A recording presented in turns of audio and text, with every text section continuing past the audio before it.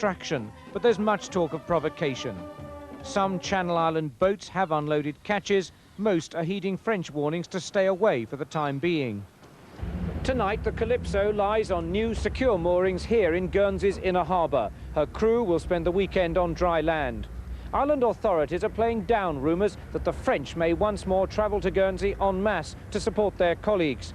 And more bad weather forecast for tomorrow may thwart any plans they may have. Robert Hall, ITN, St Peter Port. A young woman has had a successful liver transplant today thanks to Royal Navy divers.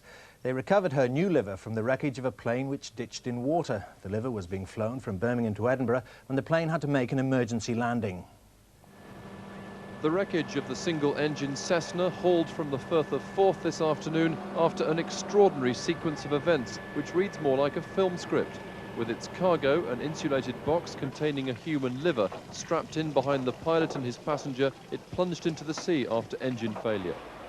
Dawn this morning revealed that the pilot had performed a miracle, avoiding a nearby power station and ditching close enough to the shore to allow a rescue. Naval divers were called in. They discovered the box 20 feet underwater. It's like big polystyrene box at the bottom with a big plastic cover. I then pulled it out of the aircraft, went back below the wing, and then I came to the surface. From surface to shore, then rushed to Edinburgh Royal Infirmary. Within minutes, surgeons were transplanting the liver into a female patient in an operating theatre here on the second floor. When we're transporting organs, they're packed in special containers which protect them against infection or contamination. And in fact, we opened the box, everything was fine, so we were happy to go ahead.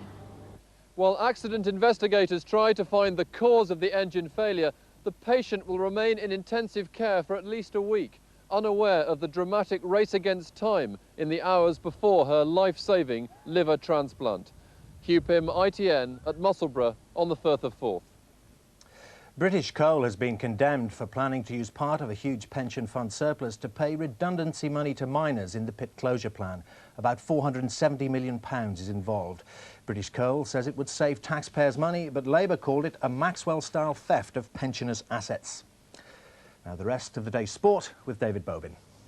Nigel Mansell has been injured in a crash during practice for tomorrow's IndyCar race at the Phoenix Raceway in the United States. His Ford Cosworth-powered Lola hit a concrete wall at high speed.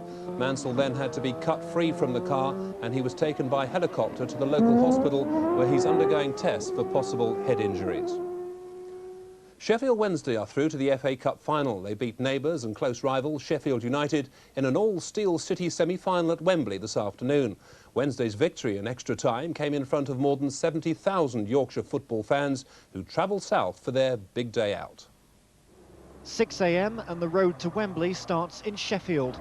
A mixed coach load of United and Wednesday fans lucky enough to have tickets. For those they left behind, it was an afternoon riveted to the television. The match itself lived up to their expectations. Drama in the first minute, Chris Waddle spectacularly scoring for the favourites Wednesday. And in the last minute of the first half, with an Alan Cork equaliser. Only extra time could cut the Owls from the Blades, Mark Bright giving Wednesday a place in the cup final. Half of Sheffield, at least, erupted. It was absolutely brilliant. I really enjoyed it. Chris Waddle played a blinder, man of the match. We've won today, the big one in Sheffield, and we'll go on to win the big one at Wembley. They're really big in the final. It's a cert. Wednesday all the way. For United's fans, the dilemma now of whether to support their Sheffield rivals in the final. Really disappointed. United should have done better. They get him too much room in midfield and that, and Waddle run all over the place. But not even the Jams home could dampen the spirits of the fans from Steel City who stole Wembley. Rangers had to come from behind to beat Hearts in the semi-final of the Tennent's Scottish Cup. Ali McCoy scored his 52nd goal of the season to help Rangers to a 2-1 win. They'll meet Aberdeen in the final. The Dons beat Hibs 1-0. In the Premier League in England, Liverpool lost 4-1 at Blackburn and Oldham beat Wimbledon 6-2. Meanwhile, in the First Division, the long-time leaders Newcastle United took a significant step towards the Premier League with their 3-0 win at Cambridge. Newcastle United equalled a club record with their 11th away win of the season. Steve Howie opening the scoring against a lacklustre Cambridge United. 30 seconds after the break, leading scorer David Kelly was on the score sheet. Before new signing Andy Cole rounded off a Premier Division performance with a fine goal. West Ham are the other team heading for automatic promotion this season, but it didn't look that way for most of the match today. Birmingham City opened the scoring and held the lead until 3 minutes from time. Kenny Brown pulled the Hammers level. Then, with a minute to go, Ian Bishop calmly collected all 3 points. Both Millwall and Portsmouth are hoping for Premier Division football next season. Mark Chamberlain showed why Portsmouth could make it into the top flight. But Millwall hit back with a scrappy goal from substitute John Kerr. Both teams look to be heading for the playoffs. And that's it from David and me. Good night. Good night.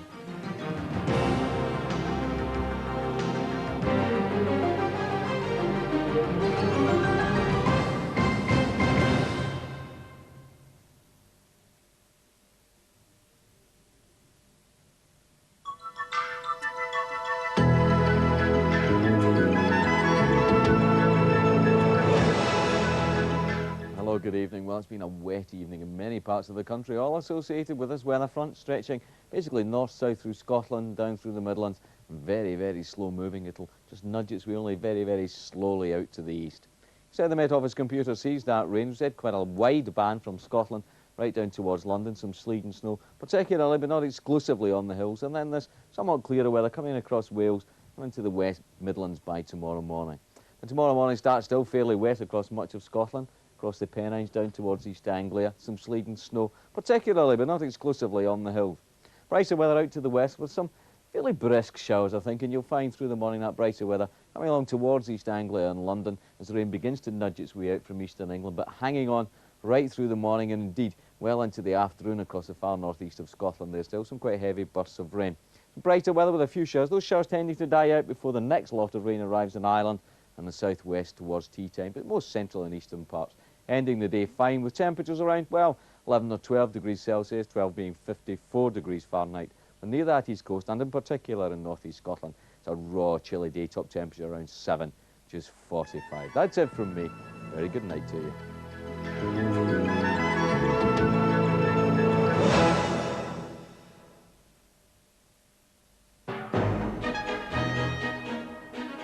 What's wrong with the government? I'll be interviewing former Tory chairman Lord Parkinson this Sunday at 1:10 on ITV.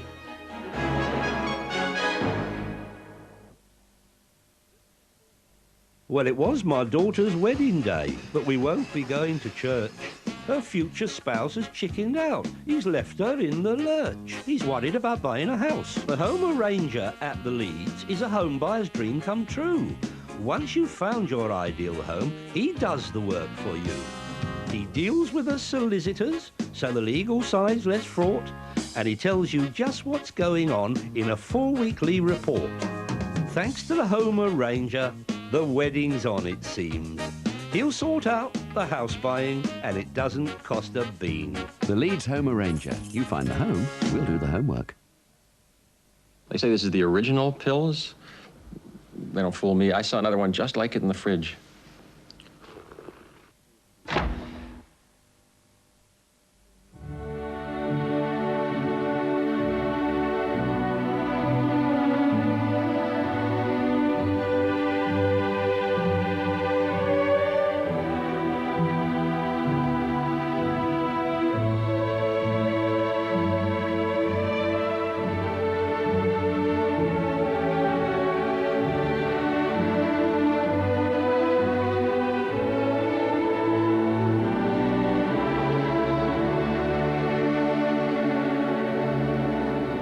Natural Hints from Dulux, now available in 3 new shades.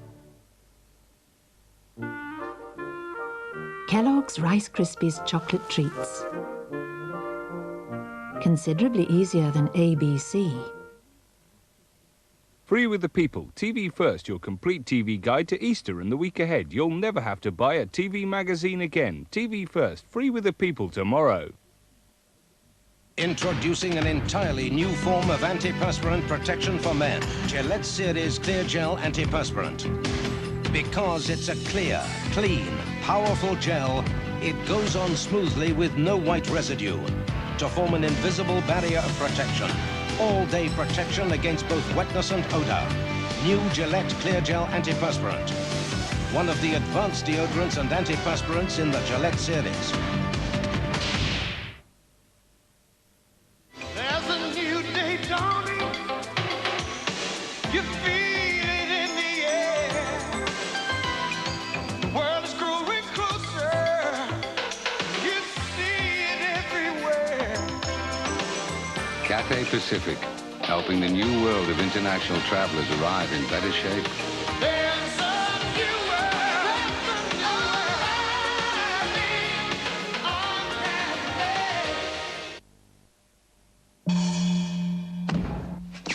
Evenceil from Polycell. Covers hairline cracks in ceilings and keeps them covered. You're looking sharp. You've come so far. And we know how to make the most of who you are.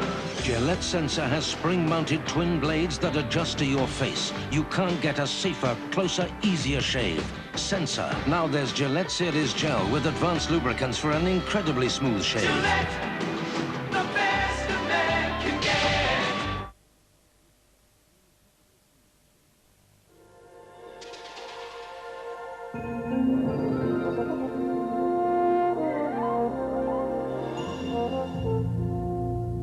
Very good evening to you. Well, a band of shower cloud has crossed our region rather more slowly than expected, and you can see from this earlier picture, easternmost parts of East Anglia are still clear. By now, though, we should see the rain in easternmost places like Essex and Kent, and we'll have a rather strong southeasterly wind as well, so do wrap up well if you're out tonight. By tomorrow, then, that rain will have reached those easternmost counties, and as that clears away towards midday, we'll find another band of shower crossing the region from the west. Winds will be rather strong, and this time from a westerly direction. By tomorrow afternoon, the picture's wet and windy, I'm afraid.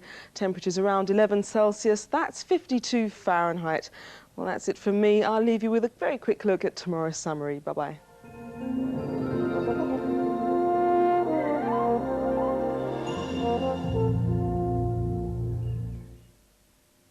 Michael Gambon. Josie was shot this afternoon. Through the throat. So where were you? Murder Mystery with Maigret. You don't really think I killed her, do you? Why would I come to you? Who knows? Oh, you're mad. Or you are. Why would I lie to you? Oh, you've lied to everyone else. Why should I be the exception? Sunday, 8:55.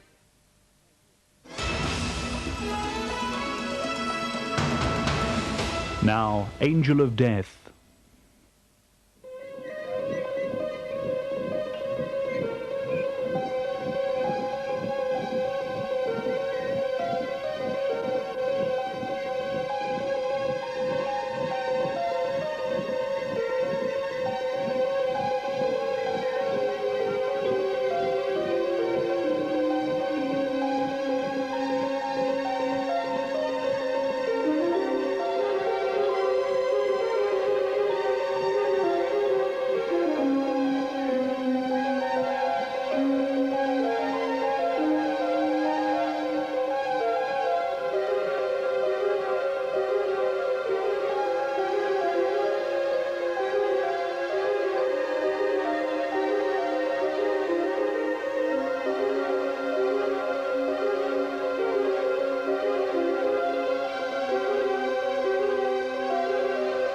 Thank you.